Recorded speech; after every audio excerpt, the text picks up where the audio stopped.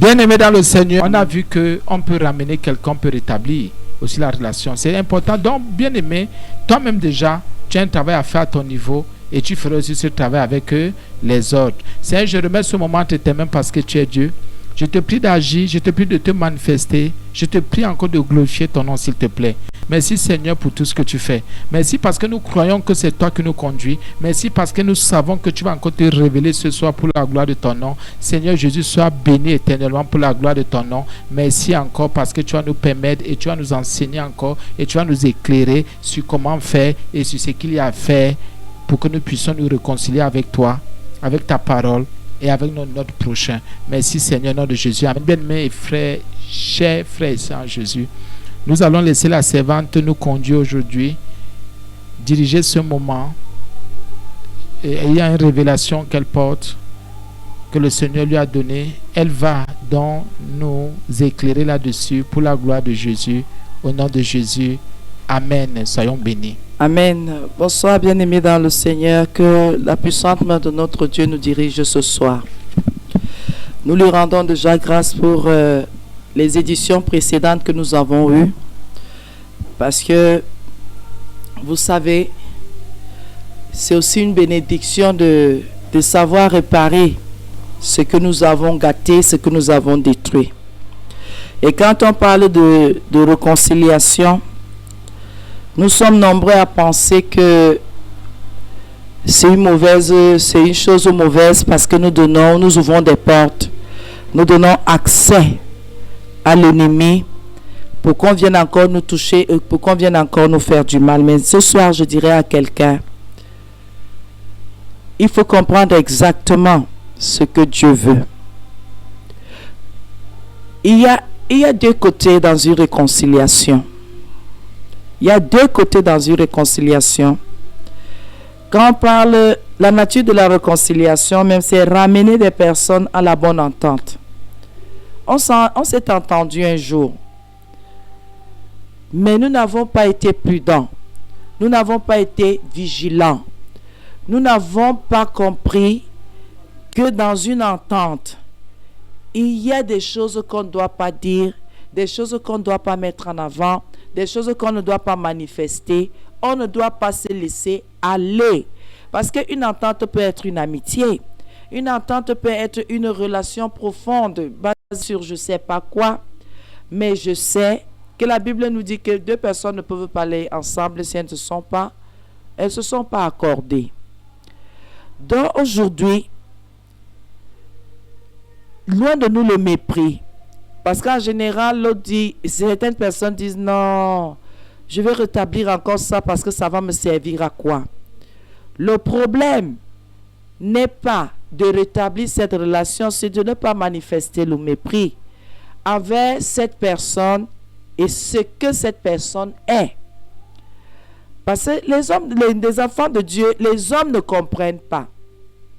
Même si tu ne penses plus avoir affaire à cette personne, je vous en supplie, on a toujours besoin d'un plus petit que soi.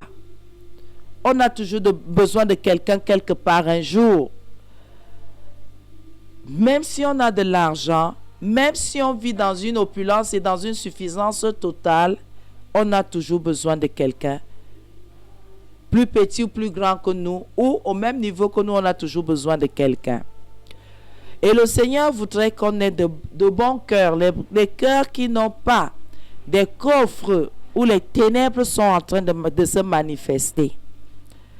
Quand on dit de ramener à la bonne entente des personnes qui ont perdu cette amitié, cette entente, certains disent non, je ne peux pas faire ça, c'est trop me demander. L'autre m'a trahi, l'autre m'a fait du mal. Mais reconnaissons aussi que c'est parce que nous avons manqué de vigilance. Nous sommes devenus imprudents, que certaines choses sont devenues notre partage. Même avec le Seigneur, nous perdons cette bonne entente. Il suffit juste de manquer de vigilance, de commencer à dire, puisque la vie et la mort sont au pouvoir de la langue, Nous devons faire très très attention pour que cela ne devienne pas notre partage. Rétablir entre elles, vous savez, des relations où ce qui a été brisé. Ça peut être un couple, parce que je prendrai l'exemple ici d'un couple. Les gens ne vont pas se séparer. C'est interdit par la Bible que l'homme quitte sa femme. Il n'y a que la mort qui nous sépare. Ce qui a été brisé peut, par la grâce de Dieu, être reformé, recollé. Il suffit que chacun ait les dispositions de pardonner et d'offrir le pardon.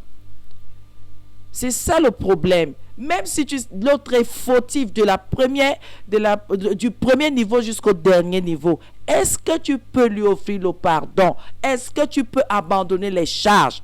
Ce n'est pas parce que tu gardes ces choses-là que la personne restera dans les liens.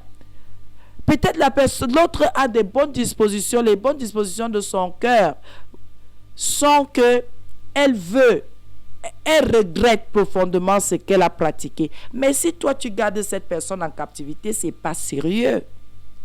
C'est pas sérieux. Vous savez, on peut confesser des paroles qui ont brisé nos relations. Il y a beaucoup de choses qui font que on ne doit pas parler n'importe comment. Vous savez, le Seigneur même dit dans sa parole que notre bouche soit disposée toujours à bénir, pas à maudire. De la même bouche ne peuvent sortir la malédiction et la bénédiction, de l'eau fraîche et de l'eau douce et de l'eau amère. Mais nous ne comprenons pas ces versets-là. Nous sommes toujours en train de penser que non, c'est que les gens ne comprennent pas. Les gens ont de très mauvaises dispositions. Les gens ne comprennent pas. Ils pensent toujours que ce n'est pas ça le problème aujourd'hui. Qu'est-ce que j'ai dit? Quelles sont les paroles que j'ai confessées? Qu'est-ce qui est sorti de ma bouche et qui a brisé? Qui a brisé ma relation avec le Seigneur? Est-ce que j'ai blasphémé? Nous sommes nombreux à dire, j'étais en harmonie avec le Seigneur, mais je ne sens plus, quand je prie, ce n'est plus la même chose depuis un certain temps. Et on ne se pose pas la bonne question, mais depuis combien de temps? Et quand ça a même commencé, d'autant là, je disais même quoi? Dans Proverbe 18, verset 21, Proverbe 18, verset 21, qu'est-ce que la Bible nous dit? La mort et la vie sont au pouvoir de la langue. La mort et la vie sont au pouvoir de la langue. Quiconque l'aime en mangera les fruits. Bien-aimé dans le Seigneur, qu'est-ce que ta langue a confessé? Quelles sont les paroles qui sont sorties de ta bouche et qui ont brisé ta relation avec le Seigneur, qui ont brisé ta relation avec quelqu'un avec qui tu avais de bons rapports? Tu as dit des choses. Ma langue a encore, l'un de mes proches, ma langue l'a encore éclaboussé. Ma langue l'a effarouché, ma langue l'a offensé. Qu'est-ce que ma bouche a encore pu dire? Bien-aimé dans le Seigneur, ma langue a encore fait ça, a détruit. Vous savez, la Bible dit que la langue a un venin mortel. La langue, personne ne peut la dompter. La vie et la mort sont au pouvoir de la langue, bien-aimé. Quiconque l'aime en mangera les fruits. Ma bouche a détruit en s'appuyant sur une conversation. Bien-aimé dans le Seigneur, je peux me retrouver avec quelqu'un. Je suis sûr que la personne est une personne de confiance. C'est ma personne, comme on dit ça d'une façon aussi pratique. C'est mon ami, c'est ma soeur, c'est mon frère, c'est quelqu'un de ma famille, c'est mon beau-frère, c'est mon camarade, on a grandi ensemble, c'est un ami, c'est une amie. Dans une conversation, je dis quelque chose qui peut offenser l'autre. Et l'autre, sur le fait, ne me dit pas. Je ne sais pas, mais je constate que l'autre commence seulement à s'éloigner. Je ne comprends pas. Et quand je vais dire, poser la question à l'autre, mais au fait, ce qui ne va pas, pourquoi tu as cette disposition? L'autre, ayant déjà jugé, dit, mais j'étais consciente quand je parlais. Quand j'ai dit telle chose dans son cœur, l'autre s'est dit, j'ai fait exprès de la blesser ou de le blesser. J'ai dit ça en toute conscience. Pourquoi moi je dois venir lui rappeler ce qu'elle a dit, sachant ce qu'elle disait? Et parfois aussi dans la conversation, il y a un autre côté où quelqu'un prend toutes les informations que tu lui as données et va dire à une autre personne. Et ça suscite encore autre chose que tu ne peux pas gérer. Oui, à partir d'une conversation, tu peux offenser ton vis-à-vis. Et celui-là aussi avec qui tu parles, tu converses, peut aussi prendre ce que tu as dit, aller le divulguer. Ça devient un problème où tu ne te retrouves pas, tu ne sais pas comment ça a commencé et comment ça va se terminer. Et la Bible dit la mort et la vie sont au pouvoir de la langue. Quiconque, n'importe qui aime ça, en mangera les fruits. Il y a les fruits de ça. Et, bien aimé, combien d'entre nous alors avons-nous eu des conversations qui nous ont rattrapés? Une conversation qui n'avait rien de méchant. Un truc que tu disais comme ça. Quelqu'un va dire non quand c'est important. Est-ce que vous savez que parfois vous pouvez parler? C'est même l'autre qui vous pose des questions, vous répondez seulement. Vous n'étiez pas dans les dispositions de parler d'un genre de choses. Mais l'autre vient vous rencontrer, vient vous rendre visite et vous fait parler des choses que vous êtes pas préparé à dire ou à parler, dire des choses là-dessus. Et parfois, vous répondez aux questions en vous disant que bon, l'autre a besoin de ça pour être éclairé, l'autre a besoin de ça pour être équilibré, l'autre a besoin de ça, peut-être il y a quelque chose. Parfois même, on vous explique une situation claire. Mais à la fin, quand ça vous revient, ça revient comme quelque chose que vous avez commencé dans le but de nuire. Quand cette personne la personne sur laquelle on est venu vous poser des questions, et vous avez répondu naturellement, quand après cette personne est au courant, elle a trouvé que vous avez prémédité le mal, que vous avez son mal. Et parfois vous êtes étonné, vous êtes même intrigué que mais est-ce que c'est comme ça que cette affaire s'était passée? Il y a déjà une accusation contre vous. Et cette accusation est formulée dans le sens que vous avez commencé quelque chose dans le but de nuire, dans le but de détruire. Vous ne pouvez pas refuser puisque quelque part vous avez participé d'une façon comme d'une autre, d'une façon passive, mais vous avez participé. Puisque vous avez alimenté la conversation de l'autre, vous avez mis de l'eau dans son moulin. Il vous faut vous expliquer, donner le contexte dans lequel vous avez fait cela et dire non, ce n'était pas dans le but. Voilà ce que l'autre est reparti les tâches et reparti les torts. Vous avez tort parce que vous avez donné des informations. Vous avez manqué de vigilance. Vous avez manqué de prudence.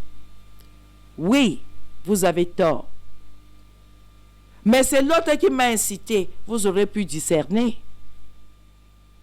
C'est pour cela que la Bible nous demande d'être lent à parler, prompt à écouter. Quand l'autre vous parle, même si c'est quelqu'un que vous aimez bien, que vous appréciez bien, posez-vous toujours la question, le but c'est quoi? Ma bouche peut détruire avec une blague. Bien-aimé dans le Seigneur. Ma bouche peut détruire en s'appuyant sur une blague. Vous savez que beaucoup de gens disaient des choses aux autres dans la plaisanterie, dans la blague. Quelqu'un t'insulte en parlant à ton enfant et en riant à gauche déployée. Quelqu'un te fait une chose comme ça. Alors que dans Proverbe, dans Éphésiens 5.4, la Bible interdit toute plaisanterie. Éphésiens 5, verset 4. La Bible interdit toute plaisanterie. Trouve que c'est malhonnête, c'est déshonnête d'utiliser la plaisanterie entre nous. Qu'on soit chrétien, qu'on soit des impies, qu'on soit des personnes qui ne croient pas en Dieu, la plaisanterie, la blague est une mauvaise chose. Quelqu'un sera cruel envers toi dans les blagues, en disant que c'est les blagues, alors qu'il te blesse. Combien de blagues nous ont déjà blessés? Il y a quelque chose que les gens prennent toujours comme une blague, de dire à un enfant, tu as pris la laideur de ton père. Regarde comment il est placé là-bas. En parlant à l'enfant, alors que vous êtes en train de dire du mal du papa. Oui, vous êtes en train de dire du mal de papa. Vous êtes en train de dire qu'il n'est pas beau de visage. Et, incapable de dire cela au papa, vous profitez que l'enfant ait quelque chose pour lui balancer ça et le papa assis. Et parfois, ça vous fait rire ou ça fait rire même le monsieur ou fait rire la dame. Mais au fond, ce n'est pas bienséant, c'est pas agréable. Hein? C'est désagréable parce qu'après coup, quand on va réfléchir, on dit mais l'autre m'insultait. L'autre m'insultait. C'est comme les gens qui ont la bouche légère sur les enfants d'autrui. À regarder s'ils sont beaux, s'ils sont laids, s'ils sont intelligents. Je trouve que les gens manquent vraiment de savoir vivre. Vous savez, vous pouvez dire du mal. Vous pouvez dire quelque chose à une grande personne. Elle peut mieux gérer. Mais quand vous dites cela à un enfant, les parents sont très sensibles. Ils sont blessés. Et ils ne vous pardonnent pas facilement. Parce que vous vous êtes agressé à leur progéniture. Ils ne supportent pas ça. Et beaucoup de personnes utilisent leur bouche pour casser les relations, pour casser les ententes, pour anéantir.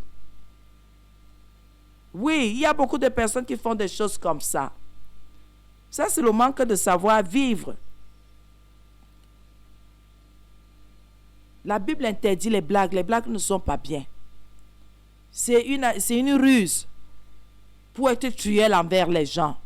Mais en meublant avec un beau sourire ou des éclats de voix, non. La plaisanterie, la comédie, c'est pas bien. C'est pas bien. L'ironie, c'est pas bien. Toutes ces choses-là, il ne faut pas les pratiquer parce que ça prête à confuser. C'est une façon de mettre quelqu'un dans la confusion. Quand on parle de réconciliation, je dis, les gens ne savent même pas que c'est une chose très profonde. Il y a des gens qui ont un esprit mal disposé, un esprit malsain. Ils disaient des choses déplacées, sous prétexte que c'est la vérité. Quelle vérité? La vérité, c'est Jésus. Je ne sais pas quelle vérité quelqu'un va venir dire sur l'autre. Il faut faire très attention. Les gens sont là ils blessent délibérément des gens.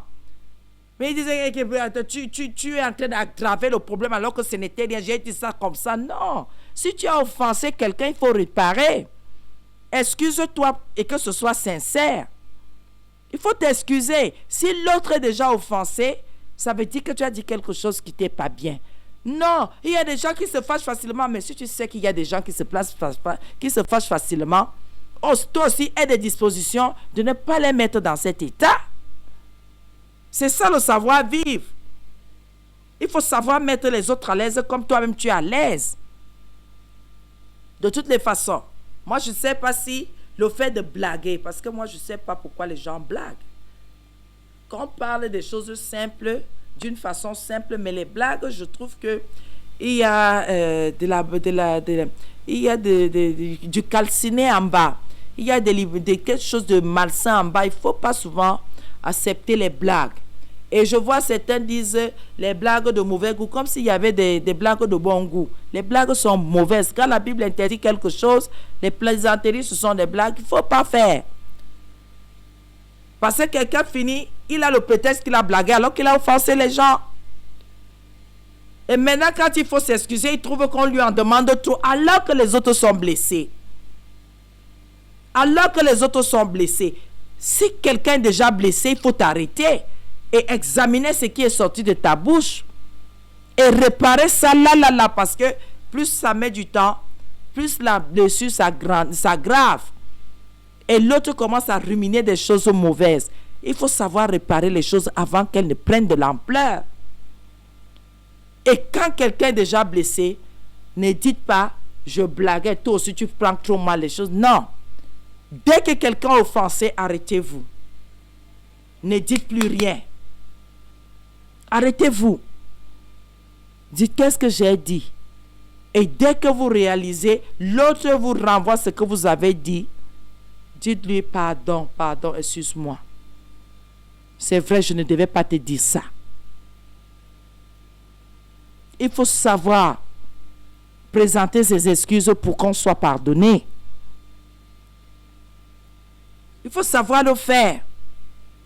Et quand vous êtes disposé à le faire, ça fait aussi que celui qui est à côté de toi apprenne que s'il a offensé quelqu'un, qu'il répare rapidement ce qu'il a fait, au lieu de manifester de l'orgueil, au lieu de manifester de la hauteur, et d'en rajouter même, en disant tu es toujours comme ça. Voilà pourquoi moi je n'aime pas beaucoup rester avec toi, parce que tu es toujours en train de faire... Non. Il faut prendre le temps de connaître les gens. Et quand vous savez que quelqu'un, par moment, collez la paix à cette personne. Quand vous savez que quelqu'un n'aime pas un genre de choses, donnez-lui la paix. Ne faites pas cette chose-là dans le but de dire que dont toi tu vas nous empêcher. Quand vous savez que quelqu'un ne supporte pas, n'imposez pas cela à cette personne. Ça peut être une conversation, ça peut être une blague, ça peut être une réprimande. Bien-aimé dans le Seigneur, quelqu'un peut te reprendre. Ça casse la relation.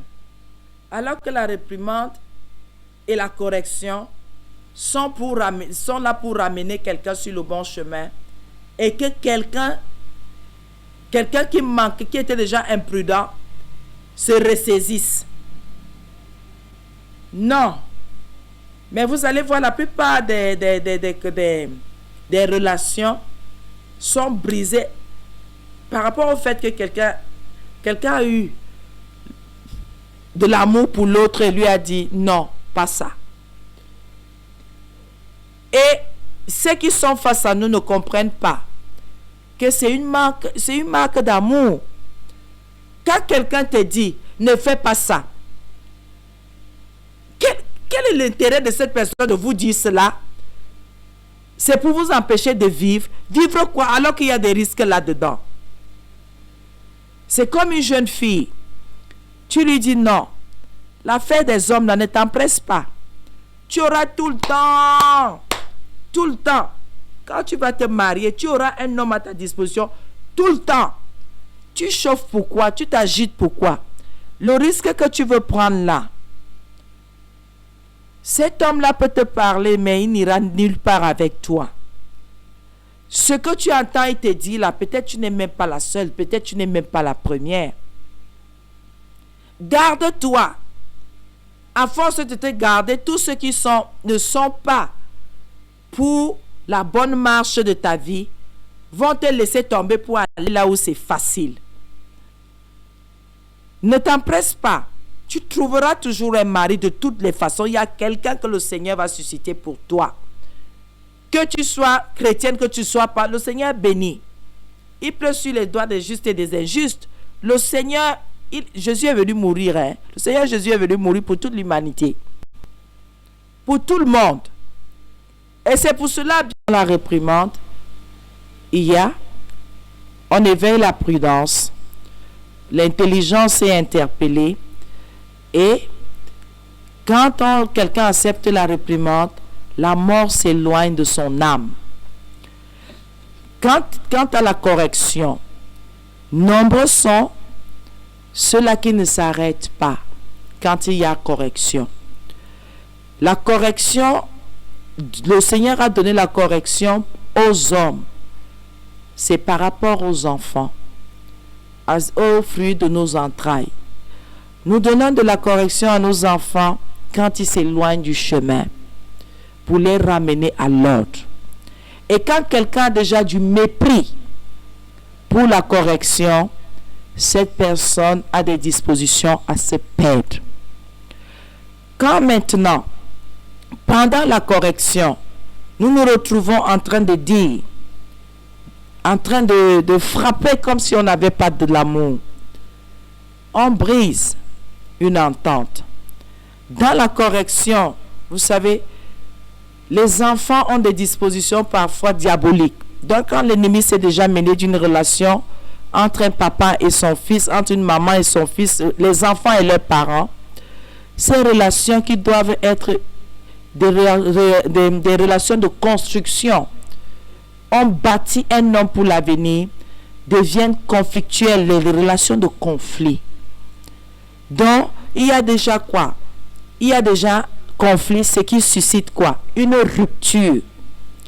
L'enfant s'oppose, l'enfant rejette, toute l'instruction qu'on donne à l'enfant ne veut plus écouter. Donc, il y a rupture, il y a discorde, il y a mésentente.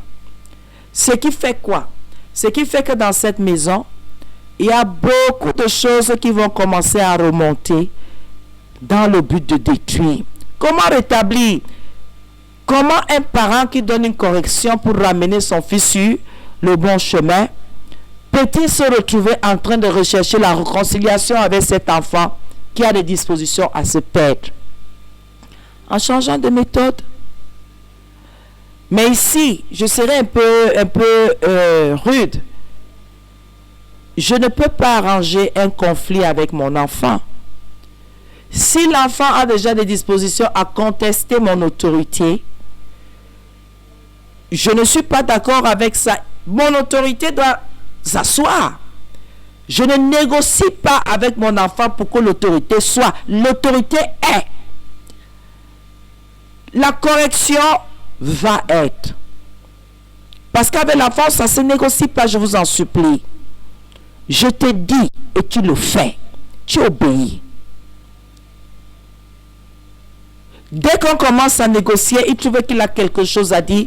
Vous, les Européens, les Américains, les Asiatiques et tout ce que vous voulez, ça c'est votre mentalité. Ça c'est vous là-bas. C'est pour ça que vous ne croyez pas en Dieu. Nous encore, les Africains, nous avons encore un peu du respect pour nos parents et nous savons que Dieu existe. Donc je vous en supplie, quand il s'agit de la correction, il y a rupture, oui. L'enfant ne veut plus écouter les parents. Mais ce n'est pas ça le problème. Tu ne veux pas écouter, je te donnerai une correction. Tout le temps que tu vas résister, je te donnerai une correction. Et que cette rupture soit totale, je ne peux pas négocier. Je vais me réconcilier, je te donne à manger, je te scolarise. Si tu es malade, je m'occupe de toi. Ce sont mes devoirs. Tu vis soin de toi, mais tu ne vas pas, étant enfant, tu ne vas pas venir m'imposer ta discipline dans ma maison, sous mon toit. Ça ne peut pas marcher. Si la mésentente ou la rupture d'entente et la rupture de la relation, la destruction de la relation est due à cela, je serai d'accord, mais que tu sortes de ma maison et que tu vois ce que c'est que d'être un adulte et de marcher honnêtement et de voir comme c'est difficile. Dans la réprimande, on réprimande, la correction c'est avec les enfants. La réprimande, nous pouvons nous reprendre les uns les autres, les adultes. Oui, mais il y a toujours rupture. Il y a toujours une destruction. Parce que l'autre trouvait que non, tu ne devais pas lui parler. Écoutez, Dans une relation de construction où les gens veulent avancer, il faut accepter les critiques. Accepter l'opinion de l'autre. Quelqu'un va me dire comment l'opinion. Écoutez, on ne reprend, quand quelqu'un te reprend, c'est qu'il est en train de subir quelque chose et il voudrait que tu arrêtes de le maltraiter. Vous savez, nous sommes par exemple à l'église. Il y a les enseignements. Mais vous voyez quelqu'un marcher en ennemi de la croix. Il transgresse les commandements du Seigneur. Reprendre cette personne, c'est de lui rappeler les versets bibliques. Mais la personne va vous dire, tu me juges. Alors que c'est la parole de Dieu. La parole de Dieu ne juge pas. La parole de Dieu avertit. La parole de Dieu est là pour te faire comprendre que fais gaffe, il y a quelqu'un qui rôde et qui veut ta mort. Mais combien de fois n'avons-nous pas entendu, vous aimez trop condamner, vous aimez trop juger. Si je te dis, ne vole pas, ce n'est pas ma parole, c'est la parole de Dieu. Si je te dis, non, ne sors pas, ne va pas en boîte de nuit, ce n'est pas ma parole. Ce sont les choses du monde. Un chrétien ne peut pas se sentir à l'aise là où les gens fument, là où les gens boivent, là où les gens sont prédisposés à l'impudicité, à la débauche. Un enfant de Dieu ne peut pas dire qu'il part évangéliser là-bas. Et de nuit, et il perd son entrée, il part évangéliser les gens à l'intérieur. Ne trompez pas les autres. Si je dis non, la mini-jupe, non, ce n'est pas un habillement, ce n'est pas une façon décente. Ça manque de pudeur. Je ne t'ai pas jugé. Je te dis ce qui est écrit. Ce n'est pas moi qui ai écrit. C'est écrit dans la parole de Dieu. Que toute femme s'habille décemment. Loin de moi la pensée de dire des choses qui vont te blesser. Mais ça a un effet qu'il ne faut pas. Il y a rupture. La relation est détruite parce que quelqu'un t'a repris par rapport à tes mauvaises actions, par rapport à tes mauvaises paroles, par rapport à ta façon de te conduire. Il y a rupture de relation. L'autre ne supporte plus. Non, tu passes le temps à me juger. Non, tu passes le temps sur moi. C'est quoi? Je te dois quoi? Je t'ai fait quoi? Bien-aimé dans le Seigneur, ce n'est pas ça le problème. Le problème n'est pas à ce niveau. Et comment quelqu'un qui a des dispositions à marcher en ennemi de la croix, à se détruire et aller dans la débauche, nous devons nous réconcilier avec cette personne-là. Comment? Alors que cette personne continue dans cette mauvaise vie. Nous aurons seulement les problèmes puisque la personne ne voit pas l'amour que tu manifestes envers elle. La personne voit seulement que non, tu veux seulement entendre que tu lui parles. Alors que ça n'a rien à voir. Bien aimé, ça n'a rien à voir. Je poserai une question aujourd'hui. Si tu pars dans la débauche, quelque chose t'arrive là-bas, je gagne quoi? Je gagne quoi? Si quelque chose t'arrive, tu ramènes quelque chose là-bas. Qui va souffrir avec toi? Ce n'est pas moi. N'est-ce pas, j'aurai mal au cœur? N'est-ce pas, j'aurai de la peine? N'est-ce pas, je serai triste? Bon, regarde donc à moi. Je te reprends parce que je ne voudrais pas souffrir à cause de toi. Est-ce que ce n'est pas une marque d'amour? Quand tu refuses qu'on te reprenne, par rapport à ce que tu fais, il y a la destruction devant. Tu préfères ne plus me parler. Tu préfères m'éviter. Tu préfères te détourner quand tu me vois. Là, voilà encore avec ces grands airs de sainte. Est-ce que c'est ça?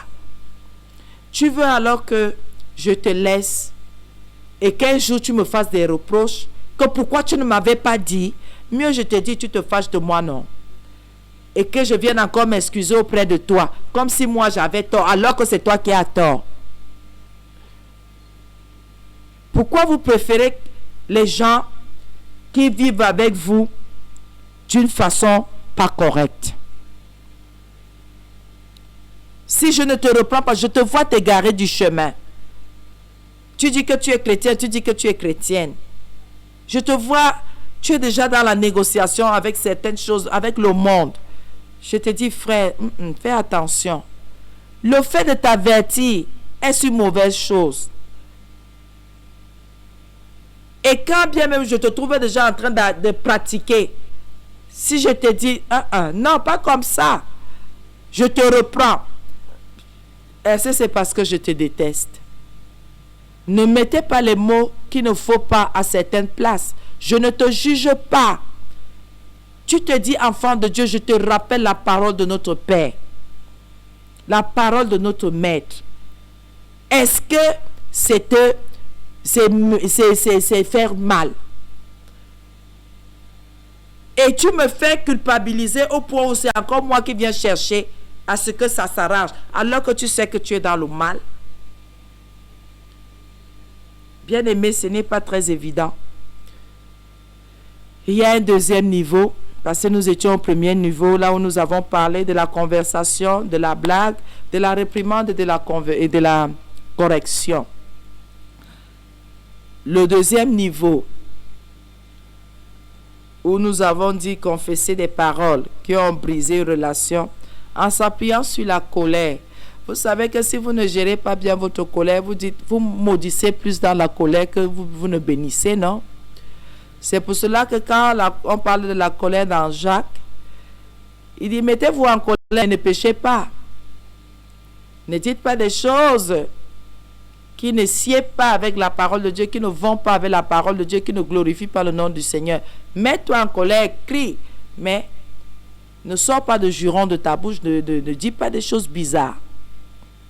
Oui, bien-aimé dans le Seigneur, la colère.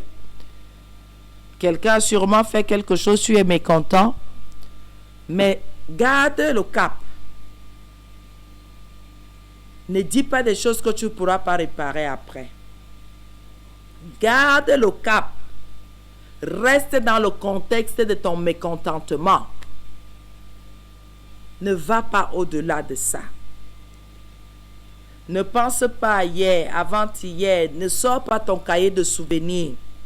Ne sors pas les choses dans les archives. Parle du mécontentement que tu as là présentement et que ça s'arrête. Toute parole que tu vas vouloir sortir de ta bouche, ou que tu sortiras de ta bouche, toute confession, tu vas voir ce que ça va susciter. Vous savez, quand quelqu'un reconnaît qu'il vous a mis en colère, en général, la personne baisse la tête. Mais si quelqu'un, pendant que vous êtes en train de manifester ce mécontentement, quelqu'un se lève, c'est que vous venez de déborder. Vous venez d'aller au-delà. Sachez parler d'un sujet bien donné sans détruire. Parce qu'il va falloir encore réparer, se réconcilier, s'excuser, sachant nous arrêter. Et être en colère ne veut pas dire que c'est l'occasion pour nous de dire du n'importe quoi aux gens. Non, non, non, non, non. Il ne faut pas profiter de la pluie pour chier dans le torrent. Non, non, non. Parle du sujet donné. Parle de ce qui a suscité ton mécontentement. Sois bref, concis et arrête-toi. Que ça s'arrête. Ne va pas au-delà. Ne va pas au-delà. Ça ne sert à rien. C'est pas possible. Oui, bien-aimé.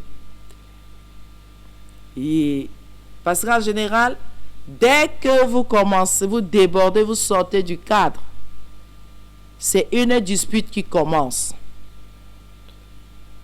Une dispute. Pourquoi? Vous venez de susciter un malentendu. On ne sait plus à quoi s'en tenir. Chacun dit ceci, chacun dit cela. Ça sort comme ça sort. Les disputes. Et dès que les disputes commencent, sachez que ça s'est déjà gâté et ça va seulement se gâter. Au troisième niveau, on peut aller en s'appuyant sur un mensonge. Quelqu'un peut vous raconter des cracks ici, des mensonges ici. Ça brise votre entente, ça brise votre relation. Et les gens ne savent pas ça. Puisque un mensonge a une durée de vie, a une date de péremption. C'est ce que l'être humain n'a jamais compris. Aucun mensonge n'est éternel, bien-aimé. Dieu, je vous en supplie, hein. Même le diable croyait qu'au ciel, il pouvait récupérer tous les anges avant que le Seigneur ne s'en rende compte. Il a corrompu ce qu'il pouvait corrompre. Après, c'est sorti, non? Le mensonge a une courte durée de vie. Il ne met pas long. Pour toi, tu vas dire que tu as gardé un mensonge 10 ans. Laisse. Pour toi, 10 ans, c'est long. Regarde aussi tous les efforts que tu as pu fournir pour que le mensonge la fasse 10 ans. Tu racontes des mensonges aux gens et tu crois que ça va rester éternellement caché, que ça ne va jamais se dévoiler. Je vous en supplie, ne jouez pas à ça. C'est dangereux de jouer à ça. Ça ne marche pas, bien-aimé. Ça ne peut pas marcher. Ça ne peut pas donner. Et quand maintenant tu as raconté un mensonge, n'est-ce pas, ça détruit, quand l'autre découvre, ça détruit la relation. Est-ce que vous savez, je vais vous expliquer un petit truc que l'être humain ne veut pas comprendre. Tu es en harmonie avec quelqu'un. Pourquoi lui raconter des mensonges? Alors que le jour que cette personne va découvrir ce mensonge, toute votre relation est remise en question depuis la première seconde que ça a commencé. Quand la personne est calme, elle se dit, et si ceci était vrai, était faux, si l'autre là était faux, mais je suis où? Mais je suis seulement entouré de mensonges. Alors que vous, peut-être que c'est la première fois que vous avez fait quelque chose de pareil, mais la personne peut remettre tout en question, toute une vie en question, toute une relation en question. Est-ce que vous vous rendez même compte de la portée de nos actes? Nous nous rendons même compte. Pourquoi mentir? Pourquoi mentir? Pourquoi détruire une entente? Pourquoi détruire une relation en racontant des choses qui ne sont pas vraies? Sachant que tôt ou tard, ce sera découvert. Tu vas dire quoi? Qu'est-ce que tu vas expliquer en ce moment-là à cette personne? Et cette personne ne veut rien entendre. Parce que pour certaines personnes, quand elles vivent en paix avec les autres, en harmonie avec les autres, se gardent de vous raconter du n'importe quoi, elles se disent aussi que c'est ce que vous faites. Mais quand cette personne découvre que vous avez osé lui raconter des choses qui ne sont pas vraies, et vous étiez en train de lui dire ça, en regardant, yeux à yeux, face à face. Bien-aimé dans le Seigneur, même si c'est vous aussi, on remet toute une vie en question. Et si c'est entre des époux, quelqu'un va jusqu'à demander que ce sont même mes enfants qui sont dans cette maison. Est-ce que cette maison même c'est ma maison? Toutes les choses ici, est-ce que ce ne sont même pas des illusions seulement? On remet toutes paroles que cette personne a pu vous dire, vous remettez tout ça en question. Dès que vous découvrez que l'autre vous a menti, ça vous déstabilise. Ça fait que vous fuyez l'autre. Vous devenez méfiant. L'autre vous effraie. Comment réparer ce genre de non maman, non, que j'allais faire comment? Pour le moment là, il fallait que je sauve ma tête. Et il n'y a pas que le moment là, sauver la tête. La vérité est quelque chose qu'on n'a pas besoin d'entretenir. On n'a pas besoin d'entretenir la vérité. De dire les choses comme ça se doit. On n'a pas besoin. Est-ce que vous savez que quand vous dites la vérité, vous n'avez pas besoin d'explication? Voilà ce qui s'est passé. C'est tout. Dieu le sait. Vous le savez déjà aussi. Vous n'avez pas besoin de couverture. Vous n'avez pas besoin de témoins. Vous n'avez pas besoin... Non. Vous savez que ce que vous dites. Et déjà même pour quelqu'un qui vous écoute, il sait que ce que vous êtes en train de dire est cohérent. Parce que vous ne cherchez ni à embellir, ni à faire sensation, rien. Vous dites les choses d'une façon simple et chacun analyse comme il va analyser. Mais le mensonge, écoutez quelqu'un quand il veut mentir. Il va jusqu'à vous parler de ses pensées internes. Quand j'ai fait ça, je pensais que ça c'est un mensonge. Vous allez voir que tous les menteurs disent toujours que c'est quand j'ai fait ça, je voulais plutôt que ça, je croyais plutôt que ça allait te faire ça. Non, non, non, ça c'est un mensonge, on est en train de vous mentir. Quand quelqu'un pose les actes, il les pose d'abord pour lui-même. Il ne pose pas en pensant que l'autre. Moi j'ai vu que c'est pour cela que j'ai fait ça. J'ai vu, j'ai trouvé. Mais vous allez voir que quand quelqu'un vous ment, que quelqu'un vous raconte des cracks, la personne dit que je faisais ça pour toi pensant que tu vas penser comme ça et tu vas prendre ça comme ça. Ça, c'est un mensonge. Tu ne peux pas savoir comment je vais prendre quelque chose. Tu n'es pas moi. Une personne fait d'abord les choses pour soi-même, pas pour l'autre. L'autre vient seulement en profiter parce que quand on fait les choses pour soi-même, on prend la peine de bien réfléchir pour tirer le maximum de plaisir. Donc, bien aimé, nous avons rompu des relations, nous avons anéanti beaucoup de relations à cause des mensonges. Non, c'était juste pour un temps, c'était le temps que je... Non, on ne ment pas. Tous ceux qui mentent sont du diable. On ne ment pas. Et parfois, quelqu'un vient te séduire ici avec un projet mirabolant, un projet, quelque chose, quelqu'un vient te flatter ici, c'est quelqu'un vient te séduire avec des choses inutiles. Bien-aimé, la séduction n'est pas de Dieu. Tu vas voir, quand on va faire ça, notre vie va donner comme ça, machin, machin. Non. Non. Sachez que quand le diable a séduit la femme, c'était pour séparer l'homme de Dieu. C'était pour s'aimer la zizanie entre les hommes et Dieu. Dès que quelqu'un manifeste déjà cet esprit de séduction, quelqu'un vous flatte, quelqu'un vous applaudit même dans le mal, sachez que cette personne ne vous aime pas et cette personne va vous livrer au diable. Il y a beaucoup de choses, je parlerai ici même de l'évangile. Je peux parler de l'évangile, je peux prendre l'exemple de l'évangile. Comment quelqu'un peut te dire que tu peux servir le Seigneur en transgressant ses commandements? C'est toi qui mens, c'est toi qui dors avec les femmes, qui dors avec les hommes, c'est toi qui tu n'as pas de retenue de toucher à l'homme d'autrui, de toucher à la femme d'autrui, de t'accaparer du bien d'autrui, non! Et tu as un pasteur, tu as une servante devant toi qui te dit non, c'est que c'est Dieu qui t'a béni, tu es en train de récupérer tes richesses entre les mains des impies. Non, tu ne peux pas aller récupérer tes richesses entre les mains des impies. Laisse le Seigneur le faire pour toi. C'est lui qui commandera la bénédiction de te suivre. Ce n'est pas toi-même qui pars chercher la bénédiction et tu arraches même en disant que suis-moi. Arracher n'est pas suis-moi. C'est le Seigneur qui commandera. Ici, je parlerai de l'évangile de séduction. Que quelqu'un te dise que tu peux rester dans le mal avec un cœur noir, un cœur de haine, et tu dis que tu connais Christ, ça ne tient pas. C'est pas vrai. Tu es séparé de Dieu et cette personne est en train de te renforcer dans cette séparation. Tu vas te réconcilier comment? Jésus a déjà versé son sang pour nous réconcilier avec le Père. Toi, tu fais comme ça. Quelqu'un, et tu fais que tu dis Amen, oh Amen. Comment? Notre Dieu est saint. On n'a jamais dit que Jésus avait de la haine dans son cœur. Jésus avait des rancunes.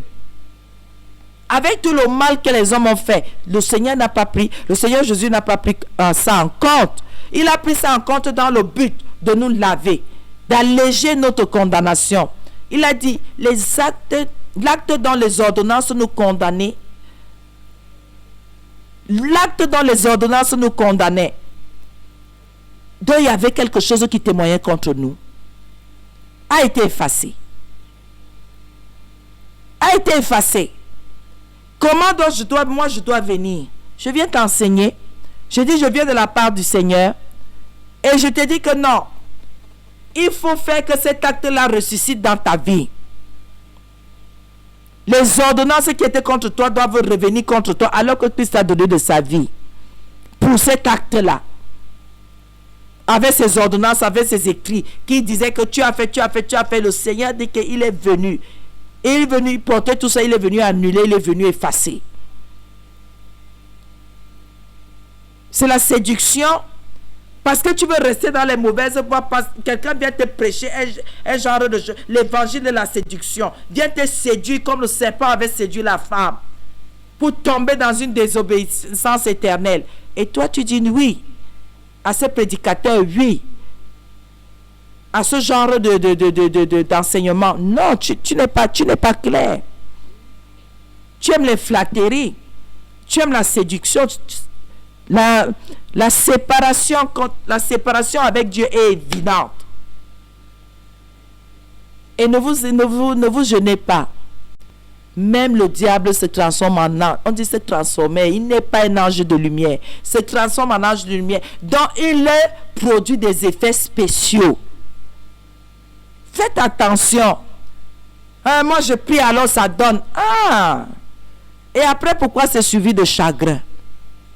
Pourquoi c'est suivi de peine? Pourquoi c'est suivi de grincement de dents? On dit la bénédiction de l'Éternel n'est suivie d'aucun chagrin, d'aucune peine.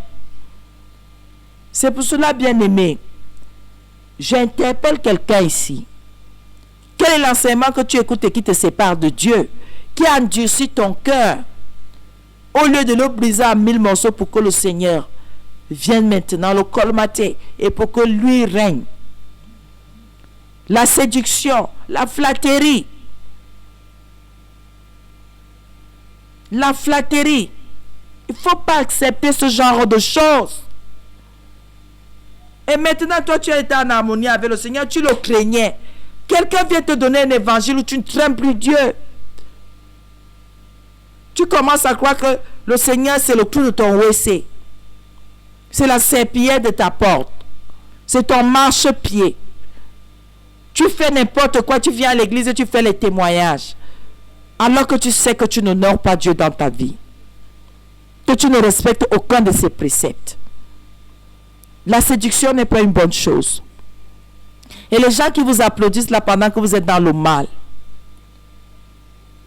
J'ai entendu les gens dire que quand une femme trompe son mari, c'est qu'elle est une dose. Tu as une dose et toi, alors la vraie femme, tu connais rien, on te ment. C'est la séduction, on veut que tu meurs et que tu ailles en enfer. Tous ceux qui t'encouragent là et qui te disent que vraiment, tu es une dose. Tu n'es pas une dose, tu es maudite.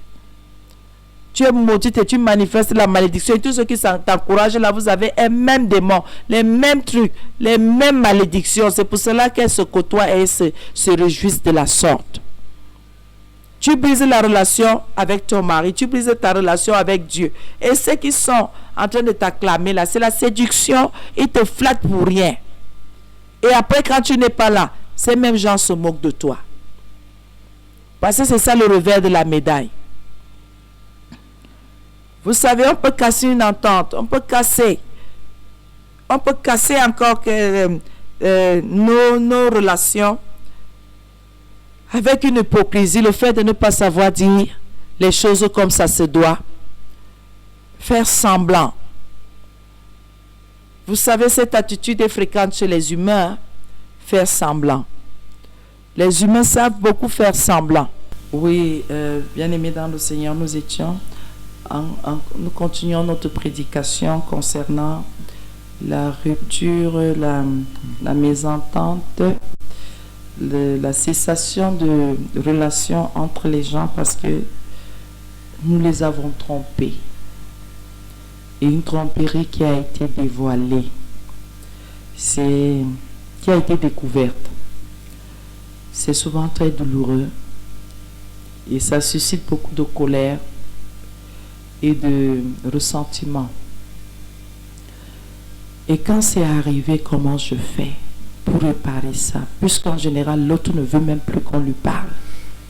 Parce qu'il se disait toujours que c'est encore un mensonge que tu vas venir dire. Pourquoi je dois t'écouter? Comment se réconcilier quand on a déjà gaffé de la sorte? Comment se présenter à l'autre? Surtout qu'il a découvert que ce qu'on a dit, ce qu'on a fait n'est pas digne. Et on peut encore avoir une rupture. On peut encore avoir mésentente, il peut y avoir arrêt de relation. Tout peut se gâter à cause d'un ragot. Vous savez, dans le ragot, il y a une partie de vrai, il y a une partie de faux.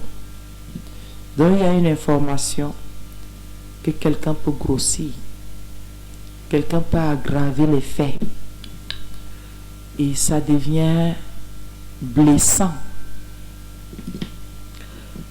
Et nous sommes, la plupart des êtres humains se sont retrouvés là-dedans. Vous savez, on a d'abord parlé d'une conversation avant. Donc, à partir d'une conversation, la conversation peut se transformer en ragot. Donc, ce que tu as dit, l'autre va maintenant, il ajoute. Et vous savez, il y a quelque chose avec la conversation. Dès que tu finis, celui qui part dire à l'autre ajoute. Celui aussi qui prend pour aller dire à l'autre ajoute. Ça devient quoi? Un ragot, parce que finalement, là, le fond est déformé. Chacun a déformé à son niveau et ça devient dangereux.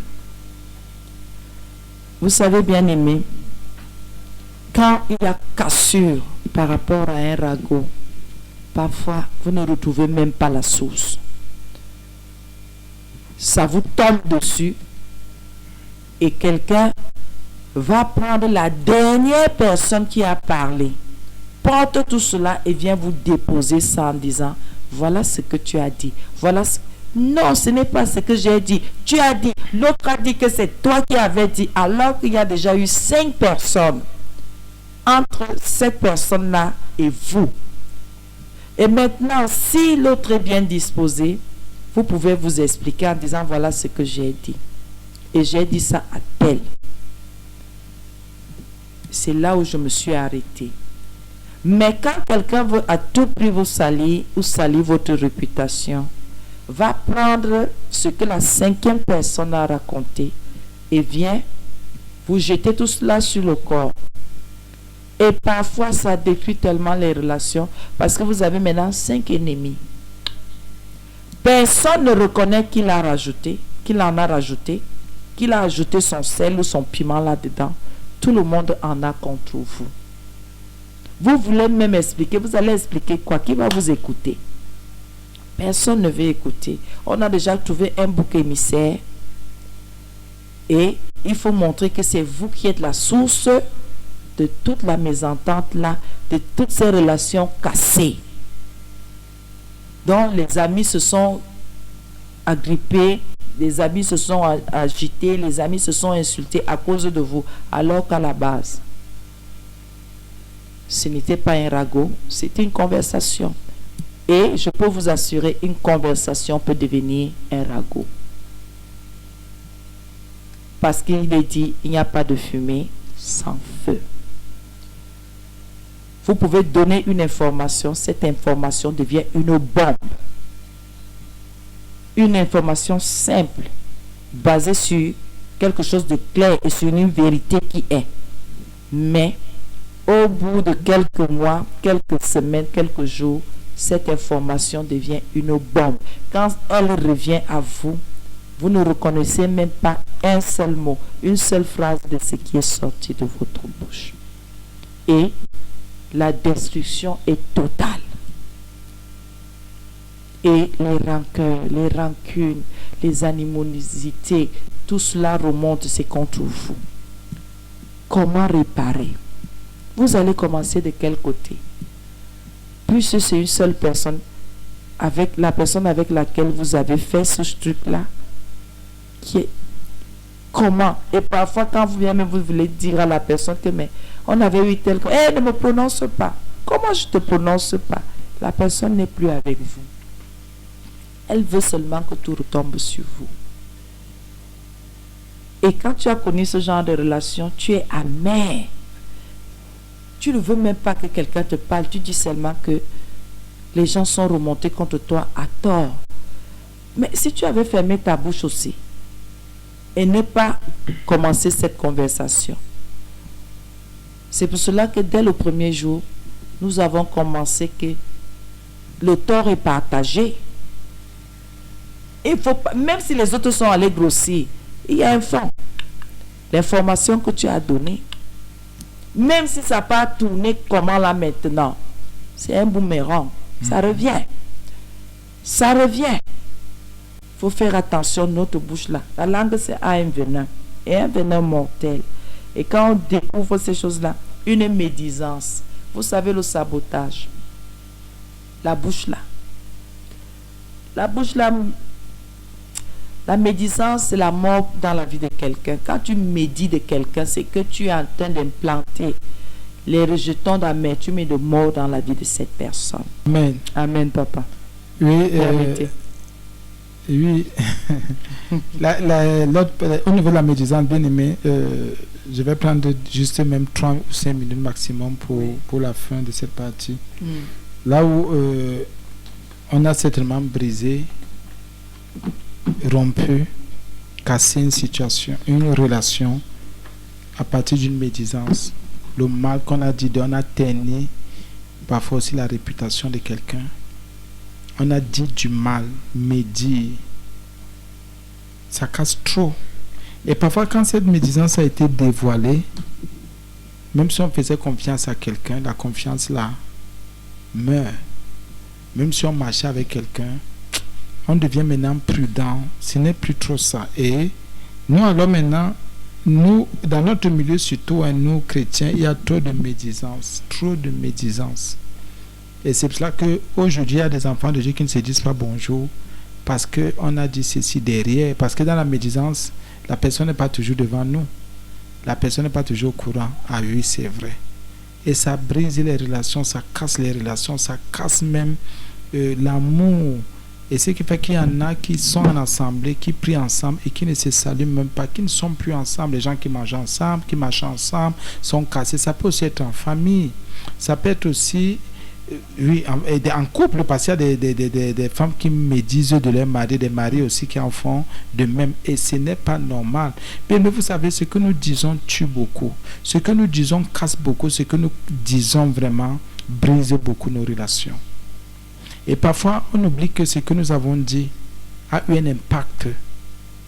Je prends l'exemple, tu peux médire de quelqu'un, je peux médire, je médis, j'oublie que c'est en train de renverser les fondements de notre relation, de notre affaire, de notre activité même. Mais ici, c'est la relation qui est le problème.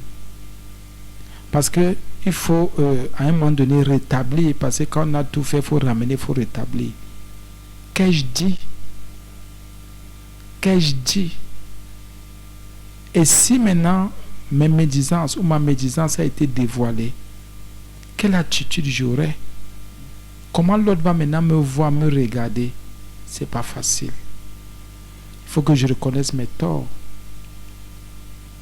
Que oui, c'est vrai. Et parfois parce qu'il y a des fois où on te respecte, on me respecte, on nous respecte, l'autre ne peut pas venir dire directement pourquoi. Parce que le respect. Ah oui. Peut-être il y a souvent un petit enjeu quelque part là. Et l'autre peut garder dans son cœur et dire ça ne vaut plus la peine. Et voilà toute une relation comme ça. Et il y en a qui ne s'expliquent même jamais, qui ne disent pas, vous voyez comment ces gens s'éloignent. Ces gens quittent. Donc les médisances tuent les relations. Et comme aussi il y en a qui ne sont pas vrais, qui ne sont pas sincères, qui ne sont pas justes, ils préfèrent se retirer seulement, sans maudire, sans rien dire, parce qu'ils ont suivi ce que vous avez dit, ce que nous avons dit. Et ça les a tellement blessés. Pourquoi? Parce que quand on sait qu'on est avec quelqu'un comme ça, même si cette personne fait des choses, même si on peut avoir des mots, des paroles, bon, ce n'est pas toujours profond, le niveau n'est pas toujours trop profond pour casser la relation. Donc c'est des choses qui arrivent. Mais quand l'autre, une partie entend ce que l'autre dit, le mal qui sort, bien mes frères et sœurs, on est bousculant soi-même. On est très mal à l'aise. Et on dit souvent, c'est elle qui peut dire ceci de moi. C'est elle qui peut penser cela de moi. Bien, on a mal. Et ce qui fait que nous sommes généralement souvent presque tous dans ce jeu-là. Nous sommes tous fautifs. Il ne faut pas dire non, parce que Dans la médisance, il suffit parfois d'une petite remarque, hein, juste une petite remarque, parce que vous croyez que le mal qu'on dit, la petite remarque là, ne vous dérangez pas. Ça peut faire fleurir quelqu'un qui veut vous détruire aussi, et qui est peut-être contre votre relation, et va s'appuyer sur la médisance que vous avez confessée, la médisance qui a été faite. Dans la médisance, on dit du mal d'eux. Faisons attention. Faisons attention. Et imaginez-vous, quelqu'un sait que même si c'est comment vous serez, et vous êtes toujours de son côté. Et un jour, on vient vous dire non, il y a une preuve, 2 preuves, 3 preuves, 3, 4, 5, 6 personnes. Vous allez dire non, ces gens-là sont toujours, ou cette personne-là est toujours avec moi. Moi, je crois que ces gens-là sont contre notre relation. Mais un jour, vous-même, vous venez, vous arrivez, l'autre ne sait pas que vous êtes en train d'arriver. Vous entendez maintenant comment elle est en train de médire. Vous écoutez 1, 2, 3, 4, 5 minutes. Vous entrez maintenant. Si c'est dans la chambre, c'est dans la maison, dans le lieu, vous venez vous montrer votre corps, comme on dit. Bien-aimé, la médisance est dévoilée. Ce qui va se passer là, Dieu seul le sait. Il y en a qui ne se présentent même pas, qui partent plus tôt, mais qui font un bruit pour dire avec quelqu'un. Il y a souvent quelque chose que nous voyons et que nous vivons tous d'ailleurs, ça peut arriver. C'est-à-dire, je fais du mal, ou je fais le mal, je prends ça comme ça. Ça blesse l'autre. Je viens me repentir, pardonne-moi, je ne vais plus faire, je ne vais plus recommencer. L'autre s'ouvre et dit, c'est vrai. On refait la paix, on se réconcilie. Amen. Mais 2 mois après, je refais la même chose. La personne dit encore, oui, on est quand même Dieu amour, nous sommes là. Mais un jour, la personne m'a dit, tu sais quoi, laisse ça. Un jour, la personne m'a dit, laisse ça, dis donc. Tous les jours, tu demandes pardon, tous les jours. Et vous savez, pardonnez-moi de confesser, il y en a qui savent influencer les autres par leurs pleurs, avec les pleurs, avec un sérieux souvent. Mais ça dit, quand on a réattrapé la personne a fait la même chose, la personne a commis les mêmes erreurs. Ça dit, il y en a qui aiment influencer les autres avec les pleurs. Parfois, c'est là la personne devient sérieuse. Mais quand elle vous blesse, elle vous fait un genre de truc, elle ne devient... C'est-à-dire, elle est active dans ce mal. Donc, pour dire quoi? Là, il n'y a pas pardon. Et vous, comme vous voyez dans la réconciliation, c'est une chose qui est partagée. Ne dites pas toujours que c'est l'autre. Hein. Peut-être l'autre... vous, quelle est même en fait votre position? Amen. C'est là le problème. Amen. Moi, je dis, pardonnez-moi, quand je dis, moi, je dis, c'est pas le Saint-Esprit et par rapport aux enseignements que j'ai reçus d'Église dans la parole de Dieu, c'est que il faut que je me remette en question pourquoi l'autre est toujours en train de me rappeler qu'est-ce que je fais. Est-ce que c'est l'autre qui n'a pas compris ou bien c'est moi qui n'ai pas compris? Vraiment, il faut que je sois vrai, il faut que je sois juste. Oui, c'est ça le problème. Que j'arrête alors de perturber l'autre, que j'arrête de casser, d'exposer notre relation. Il y a ce côté-là aussi. Oui. Il y en a qui exposent trop leur relation. Et qui exposent leur relation aux querelles, à la chamaille, à la médisance. Arrêtons d'exposer nos relations aux insultes, à un genre de choses. Les relations se préservent, se gardent, se conservent, se nourrissent même. On n'expose pas une relation. Tu ne peux pas exposer quelqu'un que tu aimes. Tu ne peux pas non, tu ne peux pas exposer ton papa, ta maman, tes frères, exposer Jésus. Bon, j'ai dit exposer dans le sens, je vais dire gauche, pour dire que pour ternir la réputation ou ternir l'autre, tu ne peux pas ternir ta relation, sachant que toi-même tu es engagé. On ne fait pas ça. Et c'est normal. Parce que ça, c'est comment on dit ça, c'est exposer ta relation aux ténèbres. La question est claire. Est-ce que la personne a véritablement... Oui, la personne a véritablement pardonné. Mais comme le pasteur dit, vous faites quoi pour que cette personne-là vous rappelle? La partie est très, très importante. Il ne faut pas seulement regarder ce que l'autre dit. Si ce sont les mêmes dispositions, si l'autre vous voit faire ou agir ou faire quelque chose qui la personne avait déjà remarqué quand vous aviez déjà commencé l'autre, ne faut pas trop vous attarder sur ce que l'autre dit. Revenez plutôt à vous pour demander qu'est-ce que je fais. Oui. Et qui suscite toujours cette parole dans la bouche de l'autre. Ne pas condamner. Si vous êtes encore ensemble de ce que la personne vous a pardonné, le rappel ne veut pas dire que la personne vous condamne. Le rappel, c'est une façon de vous avertir que ça s'était déjà passé, que ça ne justement, recommence c'est pas. plus, c'est tout. Donc c'est un peu ça. Oui, bien-aimés dans le Seigneur, nous sommes au terme de notre émission ce soir. Nous bénissons le Seigneur pour l'enseignement. Mhm. Nous lui rendons grâce. Nous remettons la parole au pasteur pour qu'il remette tout entre les mains du Seigneur. Seigneur, nous te bénissons, te disons merci, merci pour cette troisième journée. Tu nous as aidés, tu nous as soutenus, ton esprit nous a enseignés. Nous te bénissons pour cela, merci pour vraiment, je crois, nous savons que ça a été très clair et quelqu'un a été béni. Sois béni, Seigneur. Je te présente encore les maisons, les foyers, les couples, tes enfants, Seigneur, pour que chaque enfant prenne conscience pour la réconciliation, que chaque enfant sache aller vers l'autre pour ramener, pour rétablir. Je t'en supplie, Seigneur, parce qu'il n'y a que toi pour impacter.